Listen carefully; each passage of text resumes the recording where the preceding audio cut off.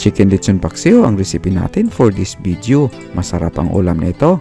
Kung gusto nyo ng ganitong ulam, samahan nyo ako sa pagluto ng version ng ating lechon paksiw recipe. Tara, let's cook! Kailangan lang natin ng kunting mantika pang-isa. Igisa natin ang bawang ng ilang segundo at pati na rin tong hiniwang sibuyas. Gisa-gisa lang hanggang maging aromatic. Ilagay na natin ang lechon manok at haluin lang.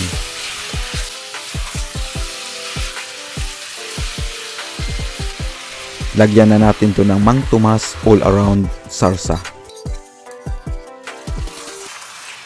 Haluin lang natin to at hintayin kumulo ang sarsa. Lagyan ng suka at hayaan lang na kumulo ng 2 minuto. Timplahan natin ito ng paminta at asukal. Lagyan rin natin ng dahon ng laurel.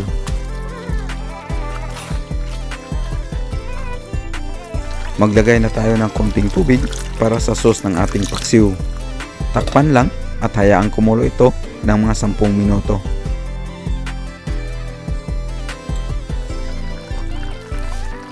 Timplahan na natin ng asin to taste. Sa paglagay ng asin, tansahin nyo na lang ang dami nito. Kasi ang nabibili nating lechon sa iba-ibang tindahan, mayroon rin itong iba-ibang alat. Haluin lang natin para ma-distribute ng maayos ang panimpla at pagkatapos tikman lang kagaya ng ginawa ko at ayusin ang timpla ng naaayon sa iyong panlasa.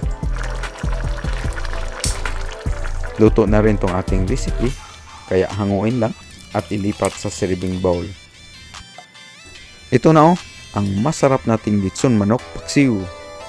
Pag naparami kayo sa pagbili ng lechon manok at hindi ito naubos agad at maraming leftover, ay gayahin nyo na ang ating recipe para gawing masarap na ulam ulit ang natirang lechon. Tara, mga una ta. Lamigid kaayo ni nga ulam ipari sa mainit-init na kanin. By the way, salamat sa iyong pagsama hanggang maluto tong ating recipe. See you on our next video.